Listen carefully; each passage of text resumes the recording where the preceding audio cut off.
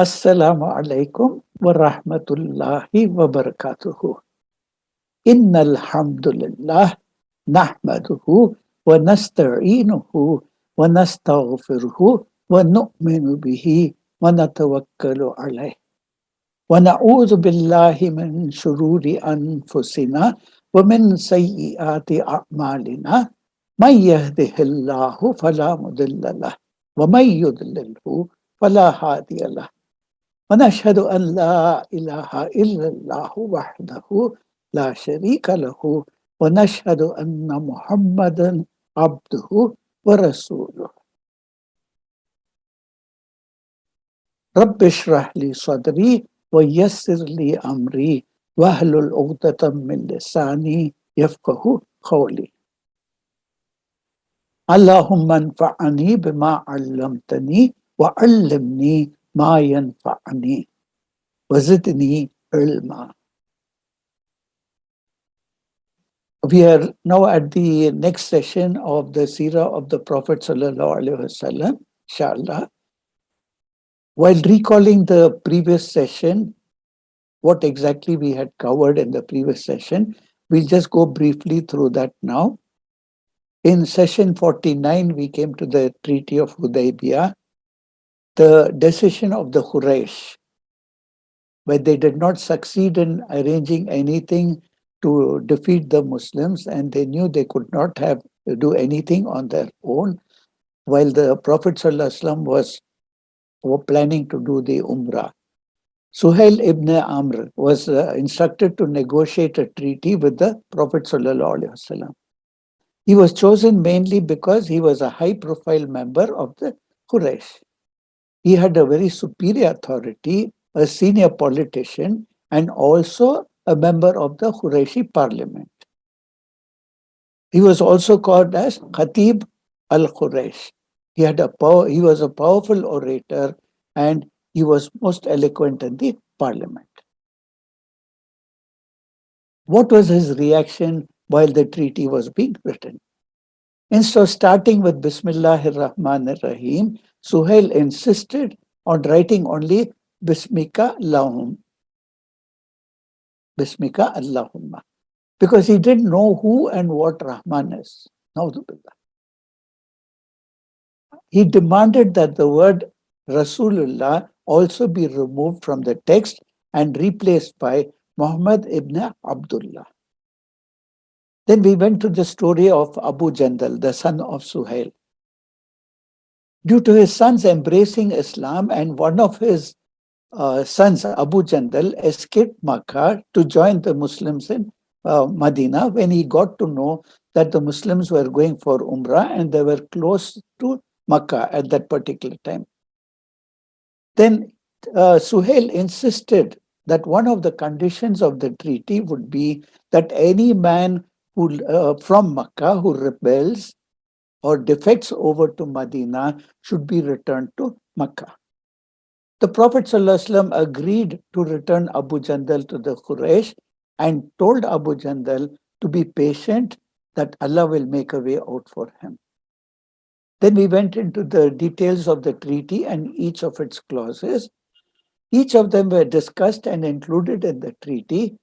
And the clause that shook the Muslims very badly was that they would not be able to perform Umrah now, but only in the next year.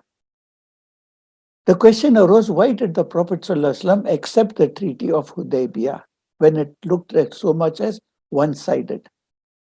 It's difficult to say, and as I had mentioned earlier, it's difficult to say why he accepted the treaty, and he may have been hoping to regroup later and wait for an opportunity to return and conquer Makkah. Also, he was considering the mandate given in the Quran in Surah Baqarah, ayah number 193. Then we address the dialogue between Umar Razallahu Ta'ala Anhu and the Prophet Sallallahu Alaihi Wasallam. Umar Razallahu Ta'ala Anhu asked the Prophet Sallallahu Alaihi Wasallam a series of very rhetorical questions, and the Prophet Sallallahu Alaihi Wasallam very calmly responded that he was following the command of Allah. And then we learned how Umar Razallahu Ta'ala Anhu made up for this mistake. and what we learn from this. What was the command that Prophet gave to his companions? What did the Prophet order the companions to do? The Prophet ﷺ ordered his companions to slaughter their sacrificial animals, shave their heads, and return to Medina. The companions did not respond to the Prophet ﷺ, even though he asked them to do so 3 times. The Prophet ﷺ's wife, Salama, advises him to take the initiative, slaughter his animal, and have his head shaved. And seeing that the Muslims, even though their hearts were full of grief, they started to slaughter their animals and shave their heads. We came to the revelation of Surah Fatah. The ayahs 1 to 3 of this particular surah indicate the forgiveness of Umar Razilullah anhu. And one of the main themes of this surah was praising the Sahaba.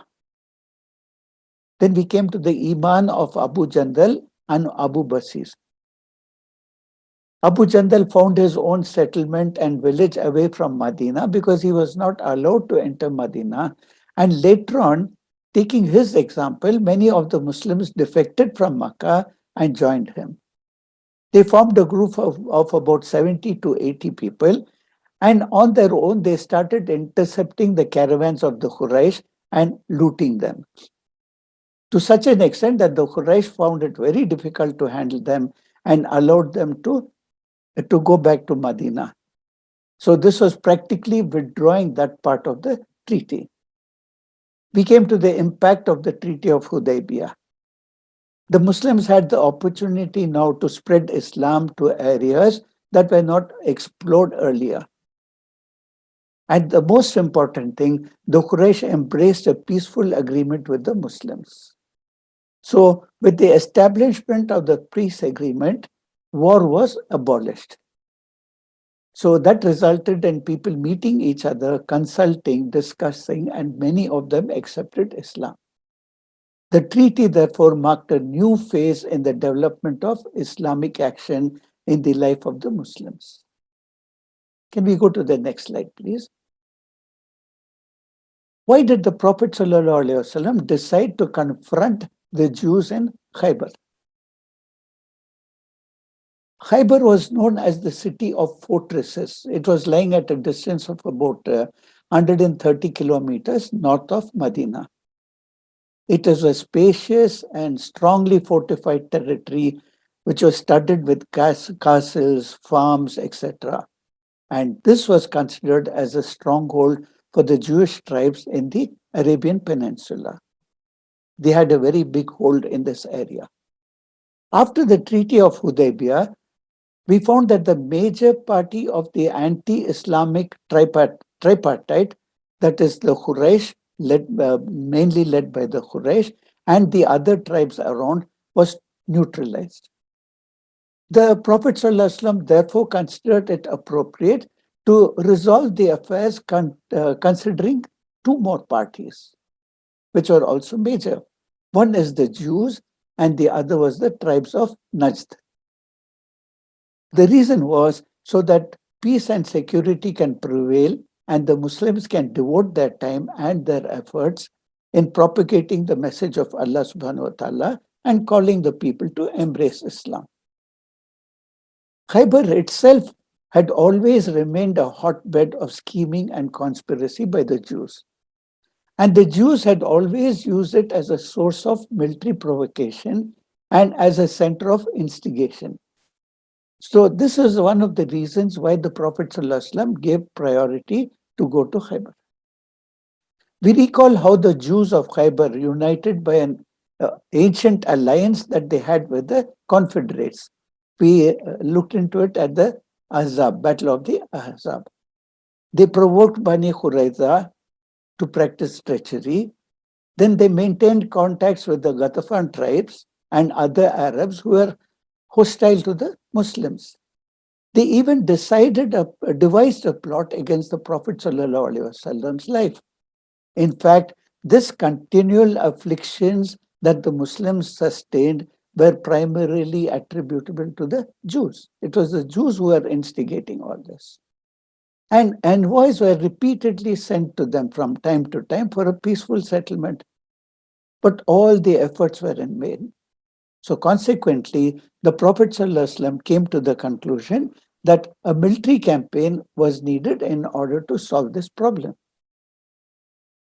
Ibn Ishaq mentions when Allah's Messenger ﷺ came back after Hudaybiyah, he resided in Medina during the month of Dhul Hijjah and part of Muharram. Then he left at the end of Muharram for Khaybar.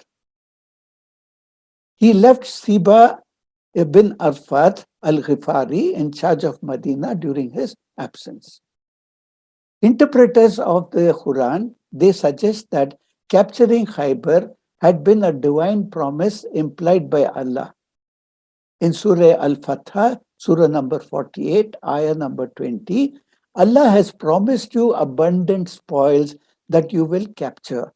And He has hastened for you this, and He has restrained the hands of men from you, that it may be a sign for the believers and that He may guide you to the straight path. Another ayah was revealed, same Surah Al-Fatah, ayah number 27. Indeed, Allah shall fulfill the true vision which He showed to His Messenger ﷺ in very truth.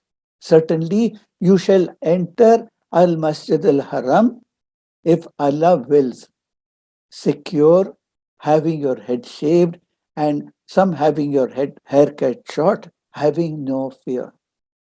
He knew what you knew not, and He granted besides that a near victory. So all these things were ultimately leading to the conquest of Makkah. These were referring to the peace treaty of Hudaybiyah and the surrender of Khaybar. How was the Muslim army selected? The Prophet ﷺ only invited those who were willing to fight in the cause of Allah. Only those were to accompany him in his march against Khaybar. The hypocrites and people with weak hearts, they stayed back making lame excuses from joining the Muslims in the Hudaybiyah campaign, as we saw earlier. So now, as instructed by Allah subhanahu wa ta'ala, He set out with the force of only those men who were willing to fight in the cause of Allah. 14,000 men swore allegiance and responded to His call. Referring to Surah Al-Fatah, ayah number 15, those who lagged behind will say, when we set forth to take the spoils, allow us to follow you. They wanted to come only with the intention of taking the spoils.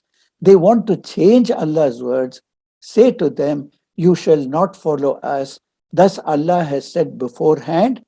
Then they will say, no, you envy us.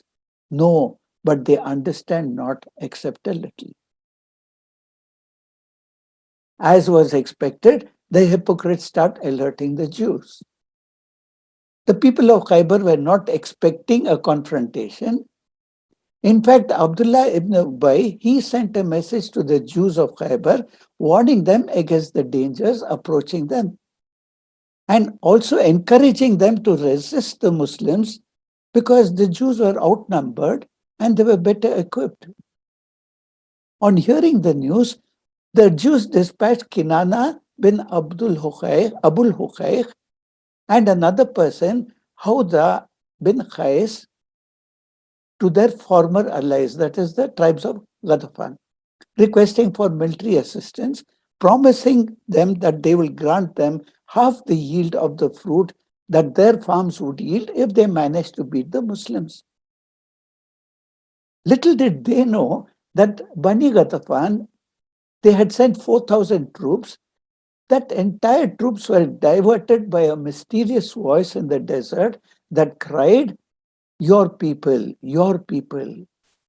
They became panicky, and fearing the worst, the troops rushed back to their place, thinking that something had happened there. But they found that their wives and children remained as they had left them. Nothing had happened to them.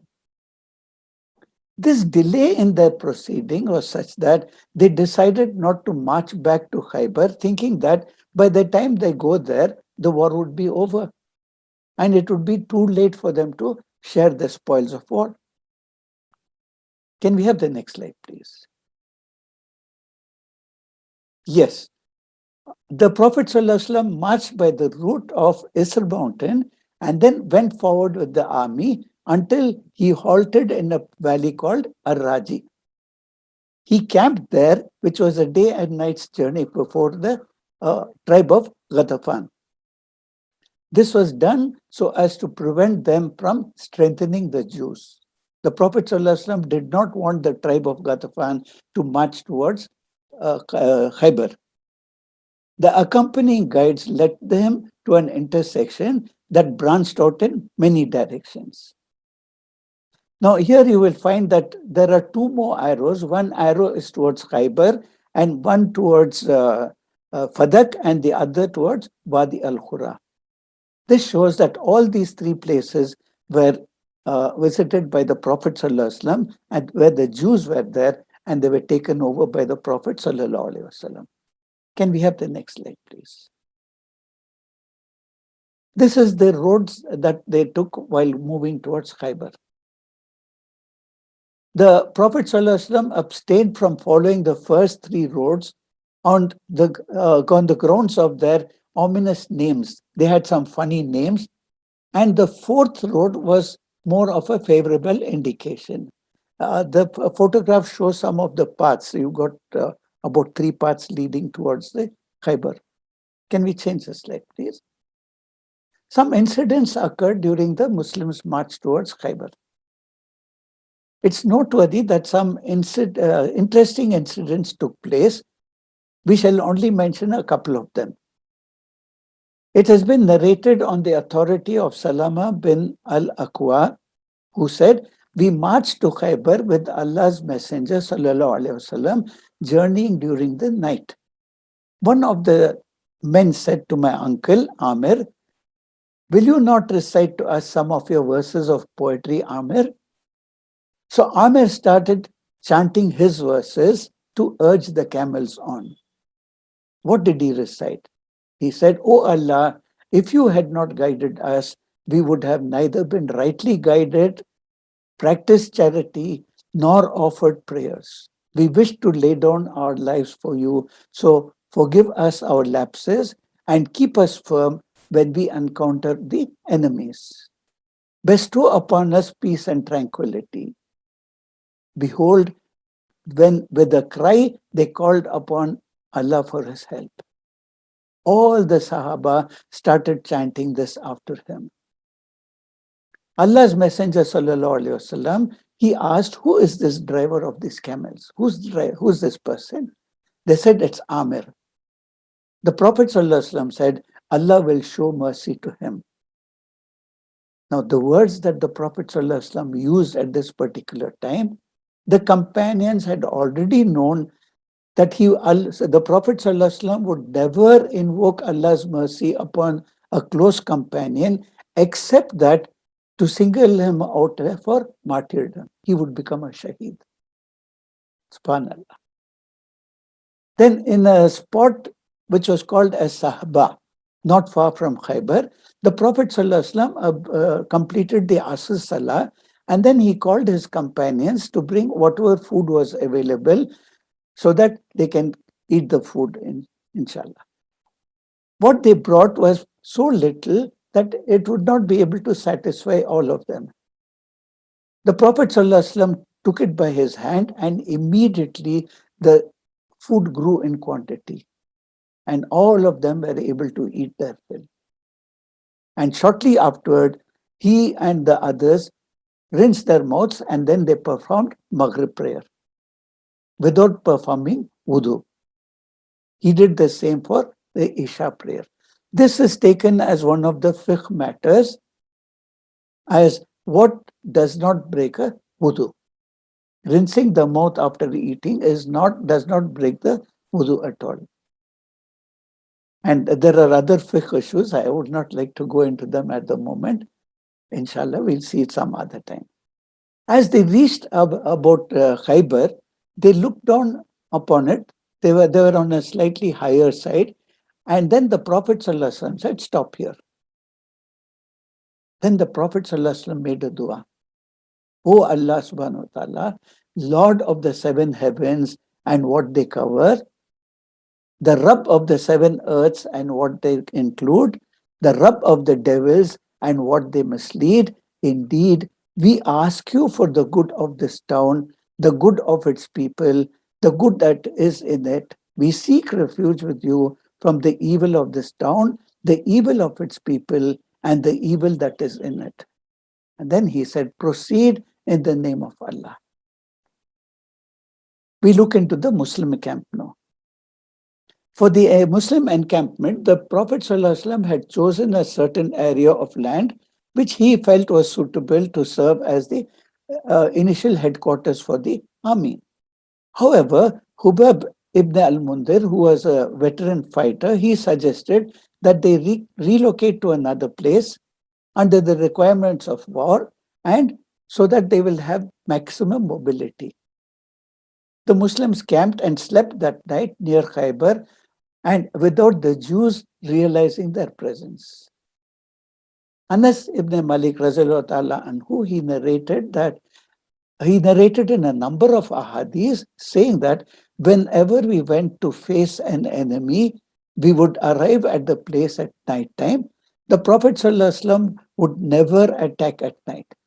He would wait until the morning so that there was an opportunity to converse with the people and to see if the people would accept Islam. He would never attack anybody in the night. The first primary and most important objective of the Prophet ﷺ was to present Islam first and to see if the people would accept Islam. If the people refuse and reject Islam and they oppose Islam, then the Prophet ﷺ and the Muslims would engage with the people. In the morning after the Fajr Salah, they all gathered together, mounted, and they proceeded towards Khaybar. If you go to Surah As-Saffat, Surah number 37, ayahs number 176 and 177, it reads, "Do they seek to hasten on our torment? Then when it descends into their courtyard, evil will be the morning for those who have been warned." They were warned that yes, these people are coming, the Muslims are coming, and still the Jews were not ready to accept it. It was in this context that Allah addresses these people.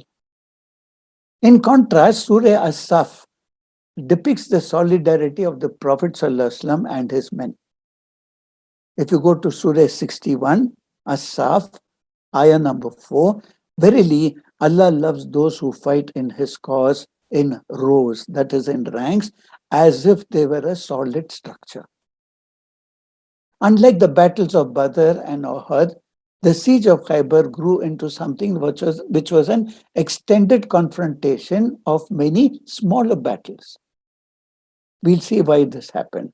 The Muslims encountered the Jews while they had come out to perform their jobs as usual in the morning with their axes, their spades and strings, etc., for the usual day-to-day job. They began to shout in surprise, "Muhammad has come along with his force." The very fact that they say this, it shows that even though they are surprised, they knew it was going to happen and somewhat expected, still this is the comment that they make.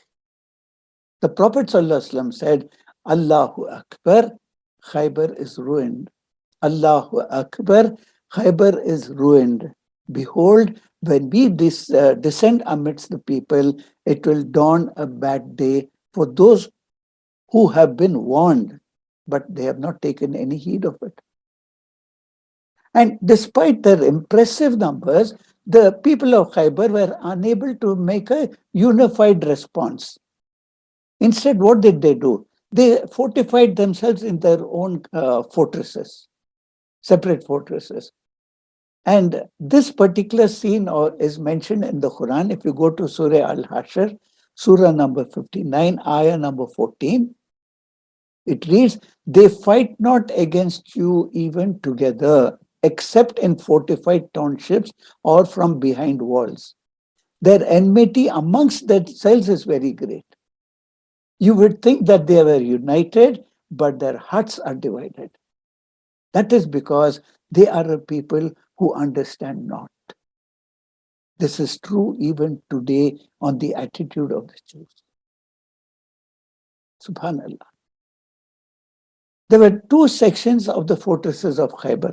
I would like to go into a little detail on this so we will be able to understand the type of confrontation that the Prophet ﷺ faced.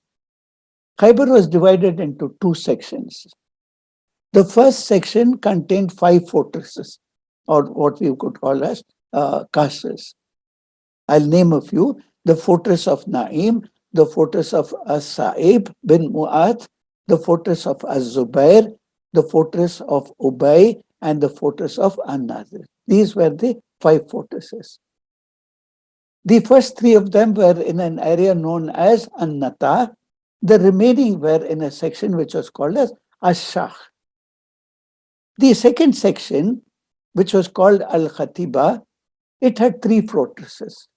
One was Al-Khamus, the second was Al-Watih, and the third was As-Sulalam. There are some other fortresses also in Khyber besides these, but they did not reach the size of the earlier fortresses that we mentioned about. What happened was all the individual tribes locked themselves up, and the Prophet ﷺ and the Sahaba conquer one fortress at a time. This actually was partly the cause of their downfall. They were not united. Each single group and mini fortress had up to 2,000 men alone. So it was a gaping hole in the construction of the fortresses that is what they could not unite as a large army. The Prophet ﷺ kept on targeting one fortress after another. Let's look into the fortresses of As-Sa'ab. Next slide, please. Yeah, let's look at the fortresses of As-Sa'ab, bin Muta, and Naim. It took the Muslims 10 days to conquer it. Abu Bakr Razilullah Ta'ala Anhu took charge for a few days, and then Umar Razilullah Ta'ala Anhu took over for the rest of the days. One of the famous Sahaba, Muhammad ibn Maslama al-Ansari Razilullah Ta'ala Anhu, he died a shaheed. When the people came near the fortress, a large log was thrown on him. The Muslims had never experienced this before, and they did not know how to defend themselves against this. He had come too close to the fortress, and they threw this log on him, and he was a shaheed. This had a very demoralizing effect on the Sahaba. On the 10th night, the Prophet ﷺ made an announcement. He said, tomorrow at Salatul Fajr, I will hand the banner to someone whom Allah and His Messenger love. And Allah will grant us victory at His hands. Umar Razulullah Ta'ala Anhu said, never in my life did I wish to become a leader like I did on that particular night. Because it was a great honor. Everyone waited anxiously to know who the person would be. In the morning, the Prophet ﷺ prayed Fajr, turned around and said, where is Ali ibn Abi Talib? They said, he has some problem with his eyes and he has remained in his tent. There was some infection in his eyes. He could not move around very easily. The Prophet ﷺ said, bring him to me. He then spat into the eyes of Ali ibn Abi Talib, and the eyes became cured. Then he handed over the banner to Ali Razallahu Ta'ala Anhu and said, go forth, Bismillah, and keep on going and do not turn back. This was the command. Just listen to this. As Ali Razallahu Ta'ala Anhu moved ahead, he paused a while because he had a question. But he dared not turn around because then it would be going against the command of the Prophet ﷺ. So what did he do? Instead of turning around, he shouted at the top of his lungs, Ya Rasulullah sallallahu alaihi wasallam, what conditions shall I give them? Subhanallah, he doesn't want to turn around because that would mean disobeying the Prophet sallallahu alaihi wasallam. Subhanallah. What were the instructions that the Prophet sallallahu alaihi wasallam gave to Ali Razallahu anhu? He said, ask them to testify that I am the messenger of Allah subhanahu wa ta'ala. If they do, their lives will be protected. Otherwise, fight them. This shows us the ultimate goal of these types of expeditions is not killing. It is not the question of conquest on a land or procuring some land. It was mainly inviting people to Islam because the Prophet ﷺ said, by Allah, if one person is guided to Islam through you, it's better than a whole herd of camels. What do we learn from this? The Sahih of Imam Muslim, the Sunan of Imam Bayhaqi, the Sirah of Ibn Ishaq, Ibn Hisham, Ibn Kathir, and many others, all of these clearly establish that the Prophet ﷺ issued this as a directive at the Battle of Khaybar. This was not set out of context. This was not some general directive like establishing prayer, etc. It was set specifically in the context of Khaybar only. And this was to be done in a battle. So this does not apply outside of a battlefield. These conquests were Dawa focused. And the chieftain of this fortress was one by name Mirhab. He felt bold enough to challenge the Muslims to a duel. Even though the call was given, he refused. Firstly, Amir ibn al-Aqwa, an Ansari, he took the challenge. But Mirhab killed this man. The next person was Ali anhu himself. So Ali anhu took him on in the duel and he killed Mirhab. This was one of the biggest victories for the Muslims because this was a very strong leader. After Mirhab died, eventually the people came out to face the Muslims and there was a severe battle that took place. And it resulted in the Muslims overcoming them. It was during this expedition that famous incident happened, which we know, most of us know, inshallah, that Ali Razallahu Ta'ala's anhu's shield was knocked out. In fact, it broke into half. He was left defenseless.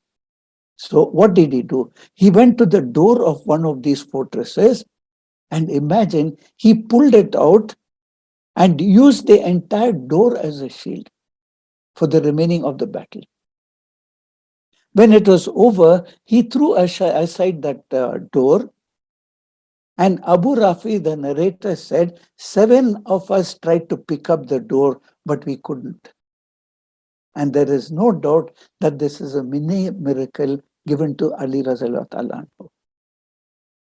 We go to the fortress of An-Nizar. And An-Nizar was the most powerful fort.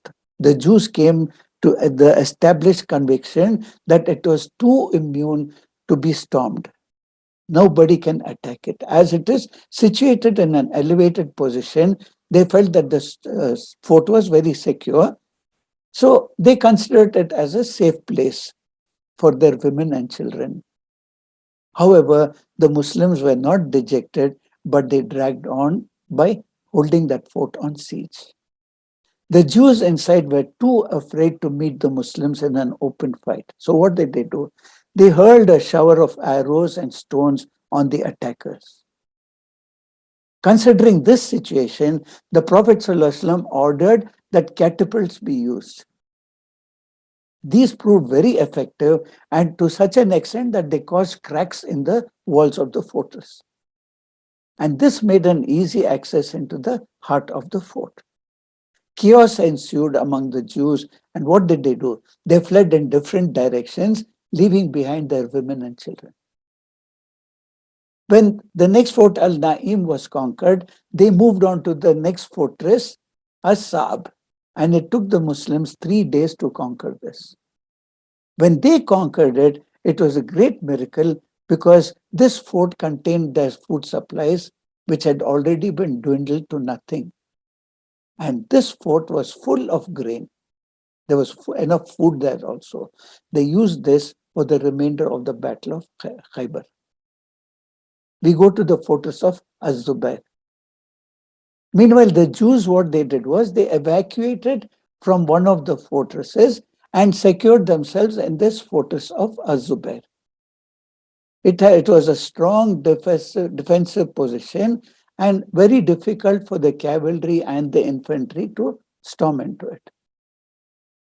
So the Muslims besieged it for 3 days, but in vain.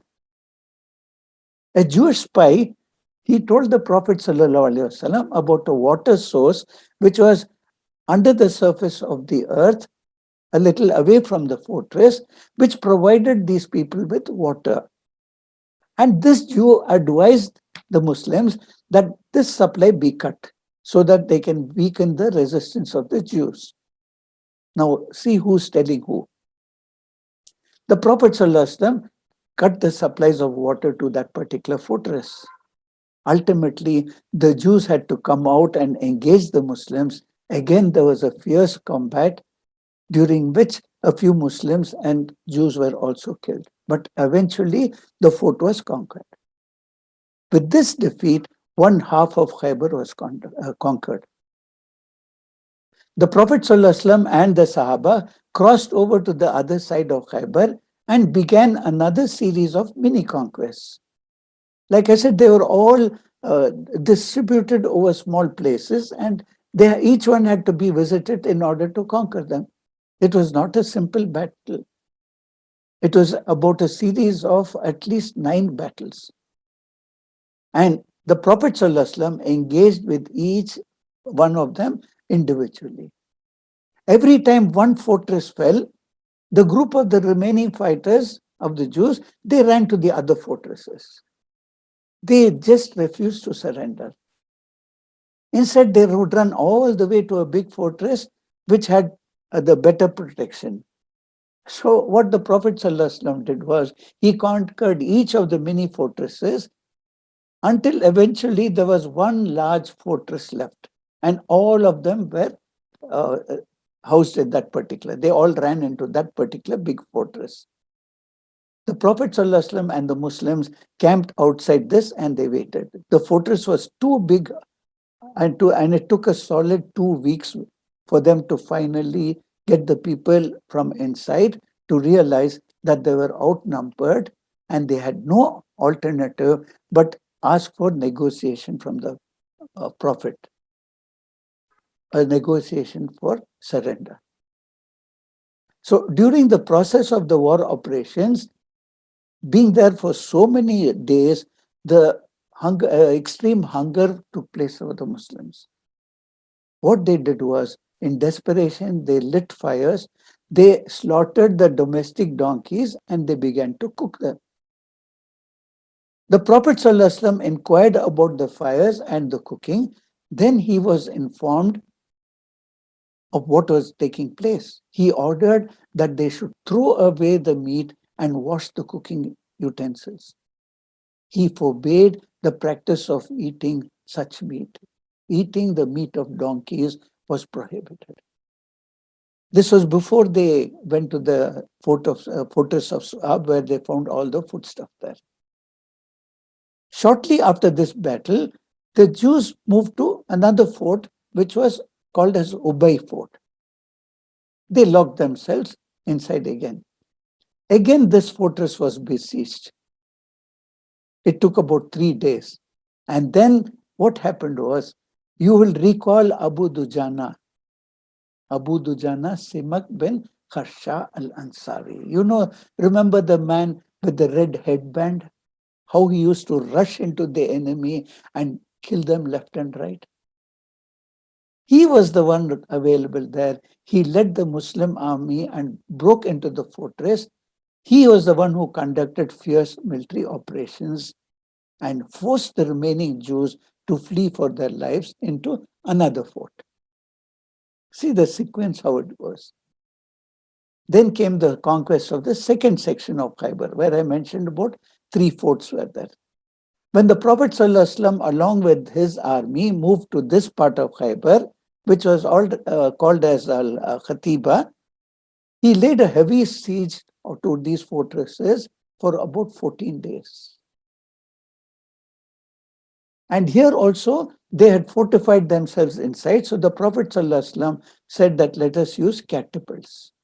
The Jews realized the futility of their effort and then also asked for negotiating a treaty for surrender. Al-Waqidi mentioned that these three forts were taken through peace negotiations and force was resorted to only to hand over the fort to the Muslims. Many of them surrendered without fighting. What is it that we learn from this? Though the Jews were staying at one particular place in Khyber, they were not together. They were in groups. They were housed in different fortresses and they were independent of each other. They did not coordinate with each other and were on their own. They had no strategy to deal with this situation, and this was the reason why they become vulnerable. They had no understanding between one group of the Jews and the other group.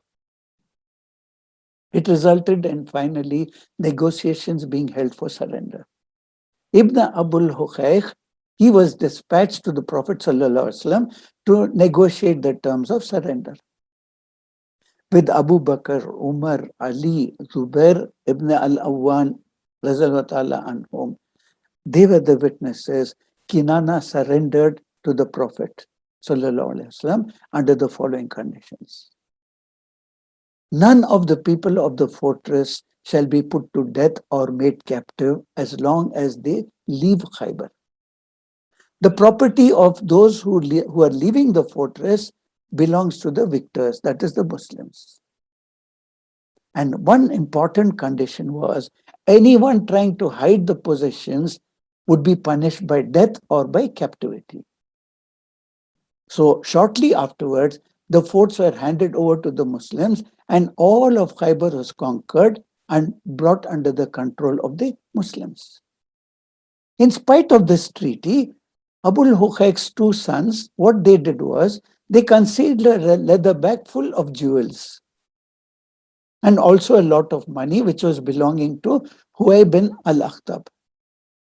And he carried it with him when Banu Nadir was exiled from Medina. This is what he had collected when Banu Nadir was exiled from Medina. He didn't want to let it go, so here he collects these.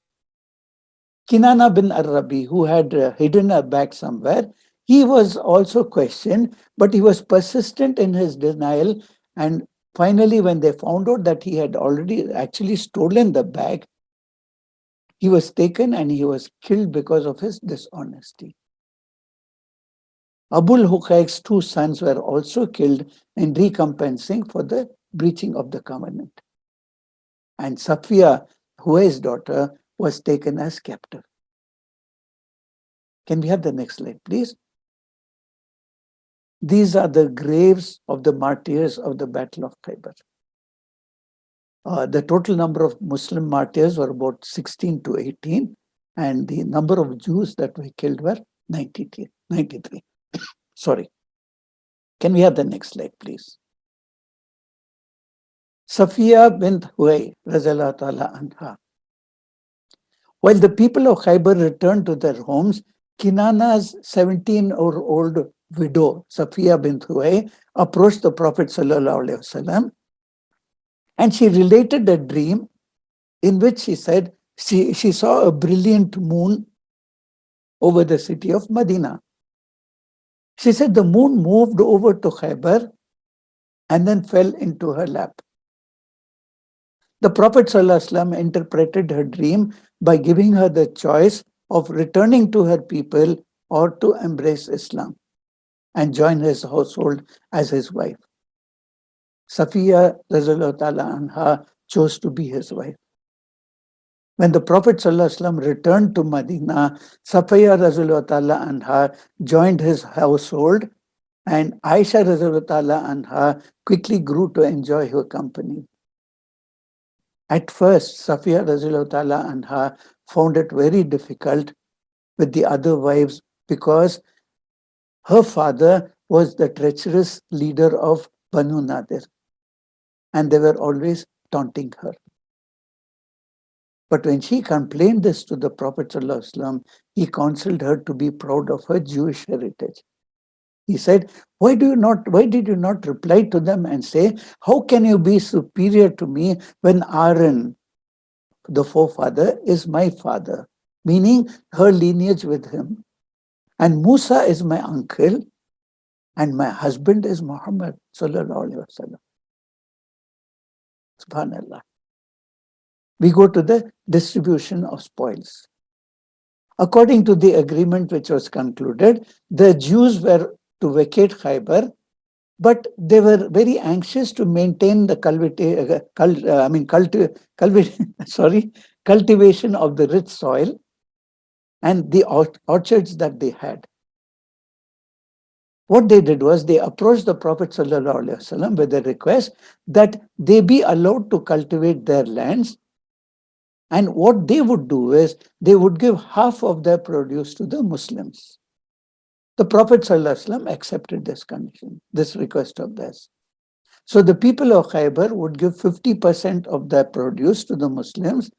The people of Khaybar had hundreds of acres of land, and 50% was literally a fortune for the Muslims.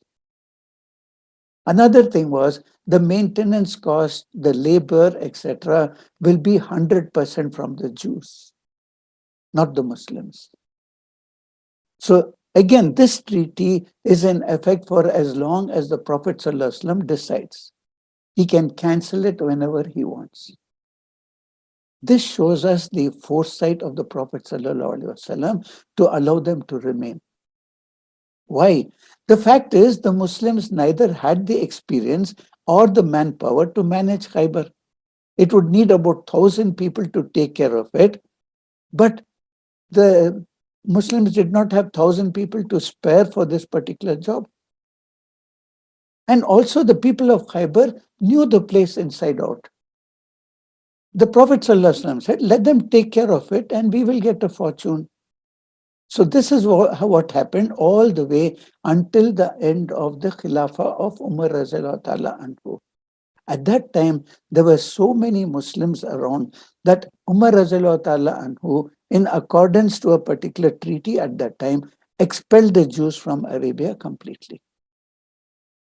The Messenger sallallahu alaihi wasallam divided the land of Khaybar into two, one half to provide the food to be stored in case of any accidental calamity that may fall the Muslims, and for entertaining any foreign delegates who began to frequently come and visit Medina.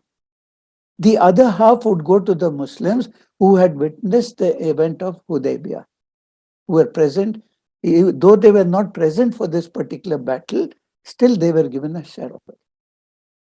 The spoils taken at Khaybar were so great that Ibn Umar said, we never ate our fill until the conquest of Khaybar. Aisha Razallahu Ta'ala anha is narrated to have said, now we can eat our fill of dates. Can you imagine at those times earlier, they had to only live on dates and say about 3 to 5 dates at a time for a meal. On return to Medina, the Muhajirs were able to return the Ansar whatever they had taken from the Ansar. Subhanallah. All the gifts that they had received, the Muhajirs handed over back to the Ansar. All of this affluence came after the conquest of Khaybar and the economic benefits that the Muslims began to have. We come to the poisoned sheep. After the conquest of Khaybar, a Jewish woman named Zainab bint al-Harith, she offered the Prophet ﷺ a roasted sheep which she had poisoned. He took a mouthful, but it was not to his liking. He spat it out, and he told the others around him not to eat from it. After investigation, the woman confessed that she had stuffed the food with poison. What is the excuse that she gave? That she said if the eater were a king, she would then rid herself of this king. And should he be a prophet, then he will surely get to know about this poison. Look at her niyyah. The Prophet ﷺ, he ignored this treacherous attempt of hers. But later, he ordered her to be killed when Bishr al-Bara died due to this poison. He had already eaten a part of it, and as a result of which he died.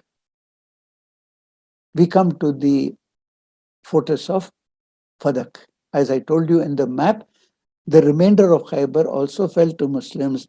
Then Allah cast a fear into the hearts of the people of Fadak who were not far away. It was a village standing to the north of Khaybar. They hastened to ask for peace. They did not want to fight. And they said, leave us safe. We will leave this place and you can take whatever wealth is there. The Prophet ﷺ entered into an agreement with them similar to what he did with the people of Khaybar. And these spoils of war were exclusively for the Prophet ﷺ because neither the Muslim cavalry nor the infantry were involved in the fighting at this place. There was no fight that took place at all. Going to Wadi al-Qura, no sooner had the Prophet ﷺ completed the affairs of Khaybar, he made a fresh move towards Wadi al-Qura, which was another Jewish colony in Arabia. He mobilized his forces and divided them into 3 regiments. He entrusted this to Sa'd bin Ubadah, Al-Hubab bin Mundir, then Abad bin Bishr, and Sahal ibn Hunayf. Before the fighting, he invited the Jews to embrace Islam, but they refused. Some of the Jews were killed, and with each of them being killed, they were called once again to accept Islam. And when they continued to refuse, the next Jew was killed. So the fighting went on ceaselessly for approximately 2 days. And in the end, it resulted in the complete surrender of the Jews. Their land was conquered, and a lot of booty of this fell into the hands of the Muslims. The Prophet ﷺ stayed here for about 4 days. He distributed the booty amongst the Muslims and reached into an agreement with the Jews similar to that of the Al-Khaybar. Taima, another place. The Jews of Taima, having heard about the successive victories of the Muslim army and the way the Jews were defeated, they showed no resistance to him. On the contrary, what they took the initiative and offered to sign a reconciliation treaty to the effect that they will receive protection from the Muslims in exchange for paying a tribute. This, you will recall, is called the jizya tax, where the Muslims take the responsibility of protecting the non-Muslims in that area, for which purpose the non-Muslims will pay a certain amount of tax. They will be allowed to live there peacefully and they will not be harmed at all. Having achieved this objective of completely subduing the Jews, the Prophet ﷺ made his way back home. And he returned to Medina in the late Safar or early Rabiul Awal of 7th Hijri. So this is what took place in Khaybar. It's very easy to keep mentioning all this and talk about this, but just imagine what actually took place. May we learn lessons from all this and may we realize the weaknesses that our enemies have and try to take advantage of their weaknesses. Inshallah, we will stop with this for today. We will continue next week, inshallah. Allahumma inna nas'aluka imanam mustaqima wa fadlan da'ima wa nazar rahma wa ilman nafi'ah وأقلا كاملا وقلبا منورا وتوفيقا إحسانا وتوبة نصوحا وصبرا جميلا وأجرا عظيما ولسانا ذاكرا وبدنا صابرا ورزقا واسعا وسعيا مشكورا وذنبا مغفورا وعملا مقبولا ودعاء مستجابا وجنة الفردوس نعيما برحمتك يا أرحم الراحمين آمين يا رب العالمين. جزاكم الله خيرا. السلام عليكم ورحمة الله وبركاته.